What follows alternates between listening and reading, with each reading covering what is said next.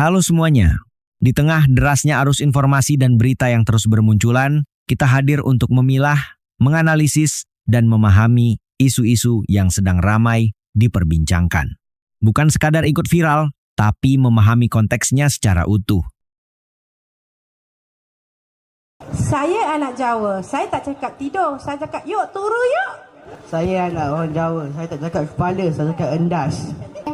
Saya orang Jawa, saya tak cakap panas tapi saya cakap gerai. Aku orang Johor. Aku tak panggil, aku pukul kau. Aku geduk kau. Ni aku nak tanya dengan korang ni, kempen tangkap Kelantan dah habis ke belum? Kalau dah habis kempen tangkap Kelantan, korang tolong pula buat kempen tangkap Jawa pula. Bagaimana rasanya jika identitas yang kamu bawa sejak lahir tiba-tiba dijadikan sasaran? Bukan karena tindakanmu, bukan karena pilihanmu, tapi hanya karena kamu berasal dari satu suku tertentu. Terdengar ekstrim? Tunggu dulu, cerita ini jauh lebih kompleks dari yang terlihat di permukaan. Bayangkan ini sejenak, hanya karena kamu lahir dari suku tertentu, tiba-tiba namamu dan identitasmu dijadikan target kampanye penangkapan di negeri tetangga. Isu tangkap Jawa yang sempat viral di media sosial bukan sekadar sentimen biasa. Jika dibiarkan, narasi seperti ini berpotensi mengganggu hubungan Indonesia-Malaysia yang sudah terjalin selama puluhan tahun. Lalu pertanyaannya, apakah ini benar sebuah gerakan nyata atau ada sesuatu yang jauh lebih besar sedang dimainkan di balik layar? Simak sampai akhir karena jawabannya mungkin tidak seperti yang kamu bayangkan. Beberapa waktu terakhir, publik Indonesia dibuat terkejut oleh beredarnya video yang mengatasnamakan kelompok ekstremis di Malaysia. Mereka menyerukan kampanye diskriminatif dengan istilah provokatif, tangkap Jawa. Narasi itu menyebar dengan sangat cepat emosional, sensitif, dan memicu reaksi keras. Ini bukan sekadar ejekan biasa. Ini menyasar etnis, menyasar identitas, menyasar komunitas keturunan Jawa yang sudah lama tinggal dan hidup di Malaysia. Situasi terasa makin panas karena isu ini muncul di tengah hubungan Indonesia-Malaysia yang memang sedang sensitif. Kita tahu persoalan perbatasan seperti Ambalat dan kawasan Nunukan kerap memicu sentimen nasionalisme di kedua negara. Setiap kali isu kedaulatan wilayah mencuat, emosi publik biasanya ikut meningkat. Namun ketika yang disasar adalah individu berdasarkan suku bangsa, levelnya sudah berbeda. Secara historis, migrasi orang Jawa ke Semenanjung Malaya sudah berlangsung sejak era kolonial. Banyak yang datang sebagai pekerja perkebunan, kemudian menetap, beranak cucu, berasimilasi, bahkan menjadi bagian penting dari struktur ekonomi Malaysia. Mereka bukan pendatang baru. Mereka sudah hidup lintas generasi di sana.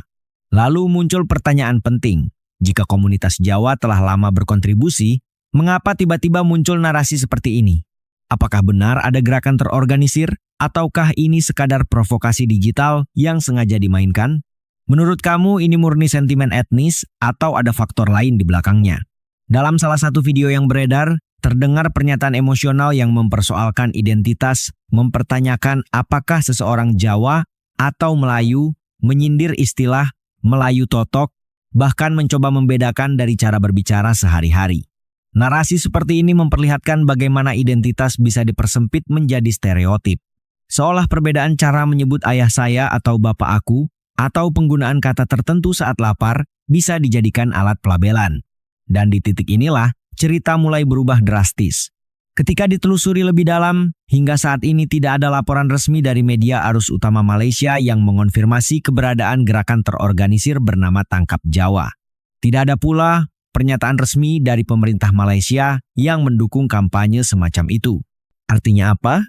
Besar kemungkinan ini adalah dinamika provokasi di ruang digital. Namun mengapa isu ini tetap terasa panas? Konteksnya, Malaysia saat ini memang sedang menghadapi tekanan ekonomi yang tidak ringan. Berdasarkan laporan media seperti Malaymail dan The Star, total utang dan liabilitas pemerintah Malaysia diperkirakan mendekati sekitar 84% dari PDB pada 2025 dengan nilai sekitar 1,5 triliun rupiah. Sebelumnya, pada 2023, rasio utang pemerintah berada di kisaran 69% dari PDB. Belum lagi utang rumah tangga Malaysia yang juga tinggi sekitar 84% dari PDB, salah satu yang tertinggi di kawasan Asia Tenggara. Apa artinya? Banyak masyarakat bergantung pada kredit untuk bertahan. Tekanan biaya hidup meningkat. Subsidi bahan bakar seperti RON 95 mulai dirasionalisasi. basis pajak diperluas. Defisit fiskal ditargetkan sekitar 3,8%. Dalam situasi seperti ini, apa yang biasanya terjadi? Rasa frustrasi sosial cenderung meningkat, dan dalam sejarah banyak negara, ketika ekonomi tertekan, sentimen identitas seringkali dijadikan pelampiasan. Perdana Menteri Malaysia, Anwar Ibrahim, juga mengakui bahwa beban fiskal saat ini sebagian merupakan warisan pemerintahan sebelumnya, termasuk dampak skandal 1MDB. Ia menyampaikan bahwa pengurangan utang menjadi prioritas, defisit harus ditekan, dan perubahan struktural diperlukan agar Malaysia tidak terjebak dalam pola lama yang stagnan. Artinya, persoalannya kompleks, struktural, tidak sesederhana yang terlihat di permukaan. Sebagian pihak mungkin masih memandang Indonesia dengan stigma lama. Namun di sisi lain, Malaysia sendiri sedang bergulat dengan beban utang yang terus meningkat dan tantangan ekonomi yang tidak ringan. Lalu kembali ke pertanyaan awal. Inilah jawabannya. Isu tangkap Jawa lebih mencerminkan provokasi digital ketimbang kebijakan resmi negara. Tidak ada dukungan resmi dari pemerintah Malaysia terhadap kampanye tersebut. Secara struktural, hubungan Indonesia dan Malaysia tetap ditopang oleh kerjasama perdagangan, investasi, tenaga kerja, dan hubungan antar masyarakat yang sangat kuat. Kedua negara saling terhubung secara ekonomi dan sosial. Jadi, apa yang sebenarnya lebih berbahaya? Bukan narasi itu sendiri, melainkan reaksi berlebihan yang dapat memicu spiral konflik di ruang publik. Hubungan antara Indonesia dan Malaysia bukan sekadar hubungan dua negara tetangga, melainkan ikatan saudara serumpun yang memiliki akar sejarah, budaya, dan nilai-nilai yang sangat dalam. Secara struktural, pondasi hubungan ini kian kokoh karena ditopang oleh pilar-pilar strategis yang saling menguntungkan.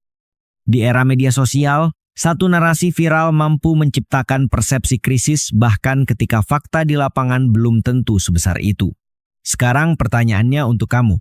Apakah kita akan ikut menyebarkan emosi? Atau memilih bersikap rasional dan kritis terhadap informasi yang viral? Kadang yang paling berbahaya bukanlah isu itu sendiri, melainkan cara kita meresponsnya. Di tengah dunia yang serba cepat dan serba viral, kewarasan adalah pilihan. Dan pilihan itu ada di tangan kita. Kalau menurutmu pembahasan ini penting, bagikan, tuliskan pendapatmu, dan terus ikuti analisis berikutnya. Karena di balik setiap isu viral, selalu ada lapisan cerita yang lebih dalam untuk kita pahami. Terima kasih telah mengikuti pembahasan ini. Semoga video ini membantu kita semua melihat isu dengan sudut pandang yang lebih luas dan lebih jernih. Ingat, kita tidak hanya mengikuti berita, kita memahami maknanya. Dan sampai jumpa di video berikutnya.